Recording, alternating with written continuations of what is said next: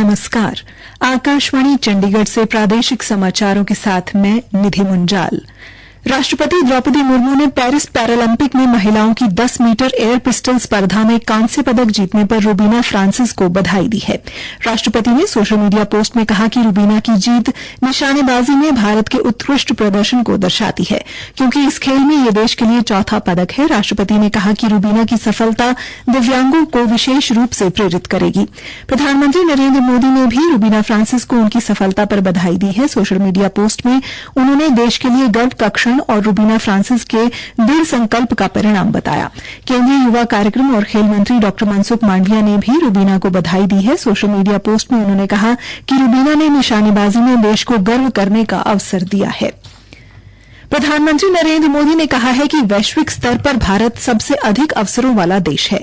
उन्होंने देश में कारोबारी सुविधा, सुधार, स्थिर नीतिगत व्यवस्था और उच्च वृद्धि दर का वायदा भी किया। इकोनॉमिक्स टाइम्स की वर्ल्ड लीडर्स फोरम में निवेशकों से कल नवाचार, श्रेष्ठ निष्पादन, सकारात्मक पहल, उच्च गुणवत्ता वाले उत्पाद का संकल्प लेने की अपील करते हुए प्रधानमंत्री ने कहा कि भारत आज सफलता की अनूठी गाथा लिख रहा है। भारत आज एक अलग ही सक्सेस स्टोरी लिख रहा है। भारत में हमने रिफॉर्म्स का असर अपनी इकोनॉमी परफॉर्मेंस पर देखा है। यहां तक कि भारत में कई बार प्रेडिक्शन से भी और अपने पीयर्स से भी बेहतर परफॉर्म किया है। जैसे पिछले 10 सालों में ग्लोबल इकोनॉमी 35% बढ़ी है, लेकिन इन्हीं 10 सालों में हमारी अर्थव्यवस्था करीब करीब 90% बढ़ी है।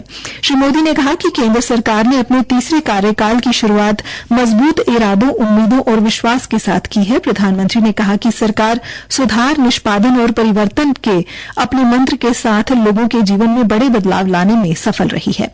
उन्होंने कहा कि 25 करोड़ से अधिक लोग गरीबी से बाहर निकाले हैं। इस अवसर पर इलेक्ट्रॉनिक्स और सूचना प्रौद्योगिकी मंत्री अश्विनी वैष्णव ने कहा कि सरकार देश में टिकाऊ इलेक्ट्रॉनिक्स कलपुर्जों के निर्माण को बढ़ावा देने की योजना लाएगी।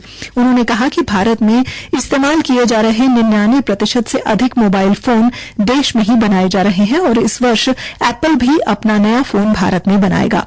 श्री वैष्णव ने कहा कि भारत में इलेक्ट्रॉनिक्स उपकरणों का विनिर्माण वर्ष 2013-14 में $29 अरब का था, जो कि 2022-23 में बढ़कर $105 अरब का हो गया है।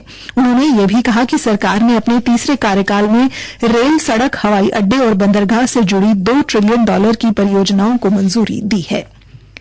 निर्वाचन आयोग ने हरियाणा विधानसभा चुनाव के मतदान की तारीख बदलकर 5 अक्टूबर की है। पहले मतदान 1 अक्टूबर को होना था। हरियाणा और जम्मू कश्मीर चुनाव की मतगणना अब 8 अक्टूबर को होगी। सदियों पुराने असोज अमावस्या उत्सव में हरियाणा के राजस्थान तक बिश्नोई समुदाय के लोगों की भागीदारी को लेकर राजनीतिक दलों और अखिल भारतीय बिश्नोई महासभा के पत्र आयोग को मिले थे। इससे बड़ी संख्या में लोग मताधिकार से वंचित हो सकते थे। मुख्यमंत्री नायब सिंह सैनी ने कल चंडीगढ़ में पत्रकार वार्ता के दौरान प्रदेश में भाजपा सरकार के कार्यकाल की उपलब्धियों का उल्लेख करते हुए कांग्रेस पार्टी पर उनकी सरकार के समूहे भ्रष्टाचार पर निशाना साधा। मुख्यमंत्री ने कहा कि पिछले 10 वर्षों में बिना पर्ची खर्ची के 1,47,000 नौकरियां दी गई, वृद्धा सम्मान भत्ता बढ़ाया गया, 1 करोड़ से अधिक आयुष्मान कार्ड भाजपा ने बनाए और 1,12,000 करोड़ रुपए किसानों के खातों में डाले गए। मुख्यमंत्री ने कहा कि भाजपा सरकार ने 24 फसलें एमएसपी पर खरीदी हैं।